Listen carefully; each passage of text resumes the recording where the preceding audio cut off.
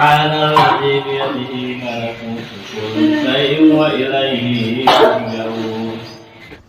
Tapi bawa semua pasukannya ya, bawa semua pasukan ente, jangan ada lagi di badannya.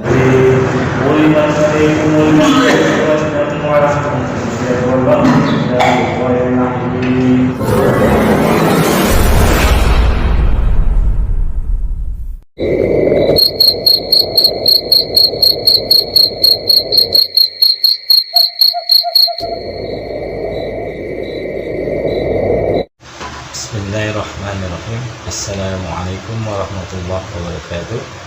Alhamdulillahirabbil alamin. Wassalatu wassalamu ala asyrafil anbiya'i wal mursalin wa ala alihi wa ashabihi ajmain. Amma ba'du.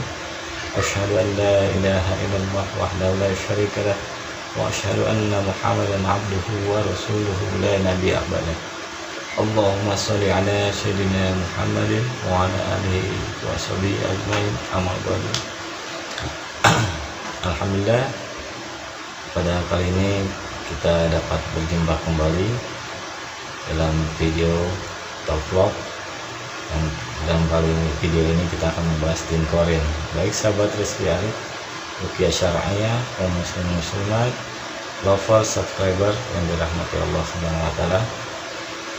Terima kasih atas dukungan support selama ini yang telah mendukung channel Ruqyah Syar'iyah Rizky Arif ini. Semoga Allah selalu merahmati Anda sekalian. Baik yang belum bergabung, silahkan tekan tombol subscribe dan loncengnya. Sekiranya nanti ada video terbaru dari channel ini, Anda akan mendapatkan notifikasi dan pemberitahuan. Baik, kita akan membahas Jin Qorin. Apa itu Jin Qorin? Bagaimana kerja Jin Qorin dan apa tugas-tugasnya Jin Qorin dalam tubuh kita? Dalam vlog ini kita akan membahas satu persatu. Seperti biasa, sebelum membahas kita sama-sama mengucapkan muqaddimah dengan membaca Bismillahirrahmanirrahim. Baik sahabat Ruqyah Syar'iyah Rizky Arif, lover, subscriber, muslimin muslimat yang dirahmati Allah sekalian. Apa itu Jin Qorin? Dari bahasa Arab itu Qorin itu kornun. Artinya adalah sesuatu yang melekat atau tidak dapat dipisahkan.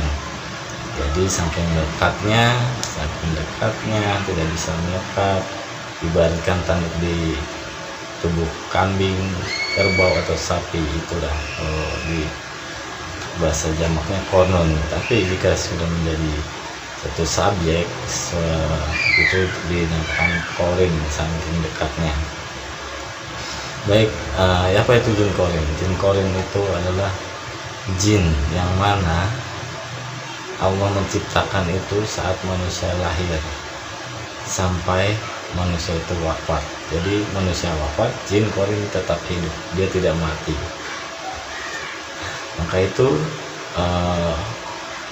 setiap manusia pun pasti ada Jin Qorin, karena Allah telah ciptakan Jin Qorin itu dalam Quran surat Qaf ayat 27-28, hadis Quran surat Az-Zukhruf ayat 36, dan Quran surat ayat 25.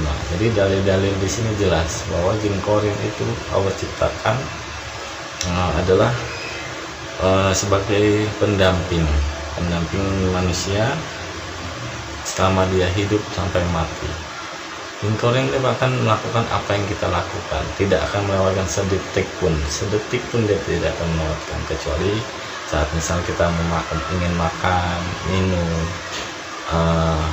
kita membaca doa, selalu membaca doa, insya Allah dia tidak akan ikut makan, tidak ikut minum.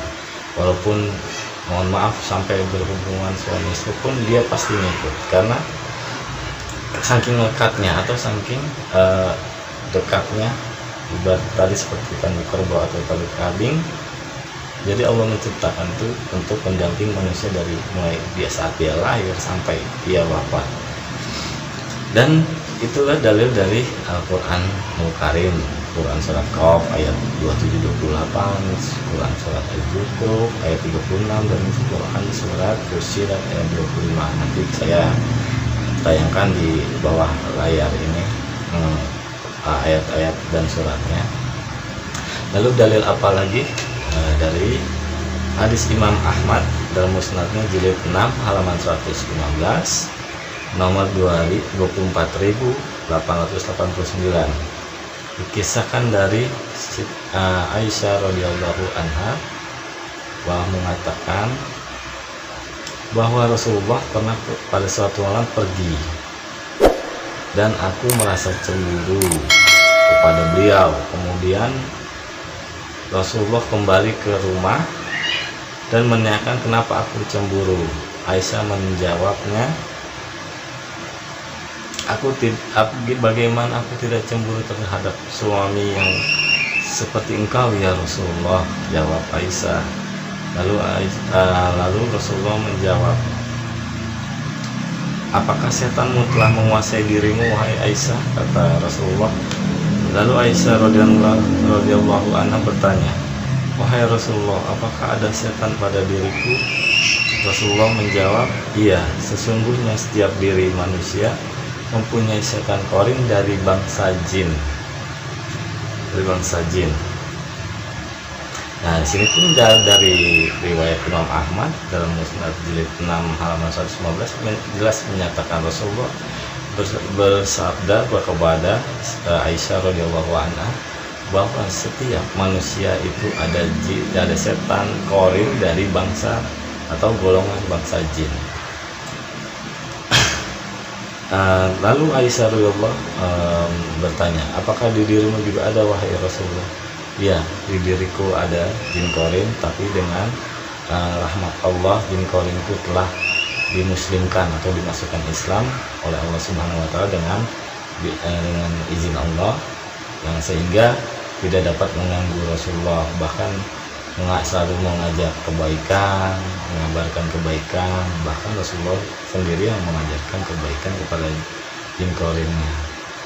Lalu dalil apa lagi selain hadis Imam Ahmad ini? Di sini ada hadis riwayat Imam Muslim bahwa Rasulullah SAW berkata, tidak ada seorang pun kecuali telah diwakilkan korinnya masing-masing. Lalu sahabat bertanya, apakah termasuk engkau ya Rasulullah? Iya, jawab Rasulullah SAW. Tapi atas izin Allah, korinku telah masuk Islam dan selalu membisikkan dalam kebaikan.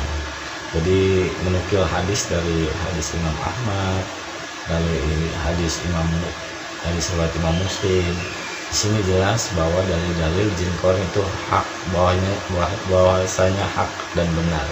Allah menciptakan jin korin pada saat manusia itu lahir dan selalu ditemani.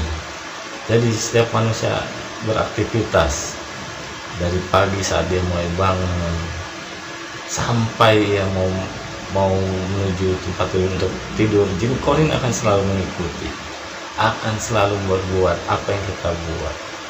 Maka dari itu Rasulullah SAW dan Allah Subhanahu wa taala selalu menyarankan kepada kita agar selalu membaca doa perlindungan dalam setiap aktivitas, baik itu kita saat bekerja, ingin makan, ingin mandi, ingin masuk WC, sampai pun kita ingin tidur ataupun mohon maaf berhubungan, kita selalu membaca doa, karena di saat kita membaca doa, jin korin ataupun jin lainnya tidak akan bisa menembusnya.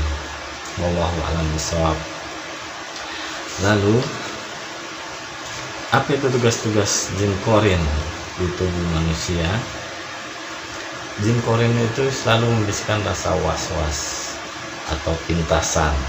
Contoh, di saat kita sedang sholat, yang tadinya kita tidak mengingat sesuatu, akhirnya dibisikkanlah was-was atau pintasan agar kita tidak berkonsentrasi atau tidak khusyuk, dan selalu menjerumuskan kita ke dalam berbuat maksiat, perbuatan buruk.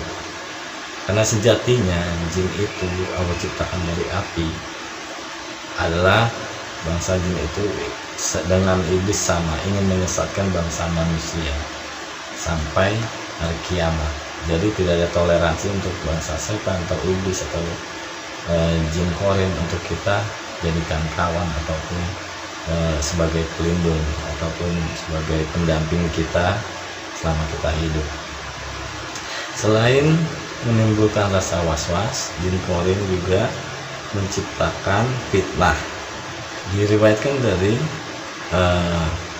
Ibnu Abbas radhiyallahu anhu, sesungguhnya setan itu berasal dari golongan jin yang telah menimbulkan bisikan buruk pada manusia, dan selalu juga ada dari kalangan dari golongan manusia menimbulkan subhat. Subhat itu samar ataupun ragu-ragu. Jadi saat kita melakukan ini benar nggak ya, ini kira-kira ini. Jadi itulah tugas korin dan manusia yang selalu menimbulkan subhat ataupun fitnah di kalangan manusia. Bahkan manusia dan jin korin itu saling berkolaborasi untuk menciptakan fitnah subhat pada kalangan manusia yang tujuannya untuk menyesatkan umat manusia, dan mereka bekerja sama dengan para dukun, tukang tenung, peramal, tukang sihir,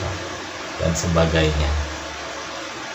Maka dari itu dianjurkan oleh alim ulama, jika saat kita melakukan aktivitas atau ibadah ada pintasan ataupun rasa was-was dari jin atau syaitan yang ingin menyesatkan kita, alim ulama, para alim ulama menyarankan untuk membaca istighfar, Allahu Akbar, dan sholawat yang bunyinya insyaallah Astaghfirullahaladzim, Allahu Akbar, Allahumma sholli ala Sayyidina Muhammad wa ala ali Sayyidina Muhammad, wallahu a'lam bishawab. Itulah tentang jin korin. Ibaratnya itu seperti ini, hati manusia. Di dalam tubuh kita ini ada hati. Saat kita melakukan ibadah, di sisi kiri ini setan atau jin, di sisi kanan ini para malaikat. Dan inilah kita di bawah diberikan rasa was-was atau pintasan oleh si setan tadi atau jin korin. Jadi setan ini selalu membisikkan rasa was-was untuk menyesatkan, selalu berbuat buruk. Dan di sisi kanan malaikat, insya Allah dengan izin Allah selalu memberikan ilham ataupun selalu menyarankan, membisikkan kebaikan. Baik, yang dimaksud subhat ini adalah keraguan-raguan dalam kita melakukan ibadah kepada Allah Subhanahu wa Ta'ala. Jadi disarankan jika saat kita ragu ataupun kita terkena subhat, kita pasrah kepada Allah. Jika kita ragu, sekiranya itu menurut kita tidak bagus atau tidak baik, jangan dilakukan, karena itu setan yang ingin selalu menjerumuskan kita kepada golongannya agar menjadi ahli neraka. Ada kutipan bagus di sini Pak dari para alim ulama yang menyatakan sesungguhnya keyakinan tidak akan luntur oleh keraguan-raguan. Jadi di sini disarankan apapun jika kita berbuat baik untuk Allah pada sesuai sunnah Rasul yang diajarkan Rasulullah, jangan ragu-ragu, karena sesungguhnya setan itu selalu membuat kita dengan keraguan atau subhat. Baik, inilah tentang jin korin. Jadi 5 faktanya itu kita bahas. Kesimpulannya, jin korin itu lahir atau diciptakan oleh Allah SWT pada setiap manusia, termasuk pun Nabi Rasulullah SAW pun ada jin korin yang tujuannya hidup untuk menyesatkan umat manusia. Dia diciptakan saat manusia lahir sampai ia wafat. Kedua, jin korin menciptakan rasa was-was, subhat, dan fitnah. Ketiga, jin korin tidak akan dapat dihilangkan atau dimusnahkan walaupun dengan cara diruqyah ataupun dengan doa-doa tertentu, karena sudah qadarullah, ketetapan Allah di dalam 3 surat tadi yang saya baca sebelumnya, dan dengan dalil dari hadis Imam Ahmad dan dari hadis riwayat Imam Muslim, Bukhari Muslim. Keempat, jin korin berkolaborasi dengan para manusia untuk menciptakan fitnah dan subhat pada dukun-dukun atau peramal, untuk menciptakan fitnah di kalangan masyarakat atau manusia itu sendiri. Jadi kelima, sesungguhnya jin korin tidak, saat manusia wafat, jin korin tidak wafat, jadi tidak bisa dihilangkan sampai hari kiamat nanti. Wallahu a'lam bishawab. Itulah kesimpulan dari saya 5 fakta tentang jin korin. Jika ingin berkonsultasi atau ingin melakukan ruqyah syariah secara online atau video call, silakan sahabat RA, lover, subscriber atau kaum muslimin muslimat di mana Anda berada, silakan tekan nomor WA saya di bawah ini. Insya Allah dengan izin Allah bisa dibantu dengan jarak jauh. Baik, sekian video dari saya, semoga dapat bermanfaat. Jika sekiranya bermanfaat, silahkan di-share ke media sosial Anda sekalian. Kebenaran datangnya dari Allah, kesalahan dari saya pribadi mohon dimaafkan yang seluas-luasnya. Usikum wa nafsi bi taqwallah. Wassalamualaikum warahmatullahi wabarakatuh.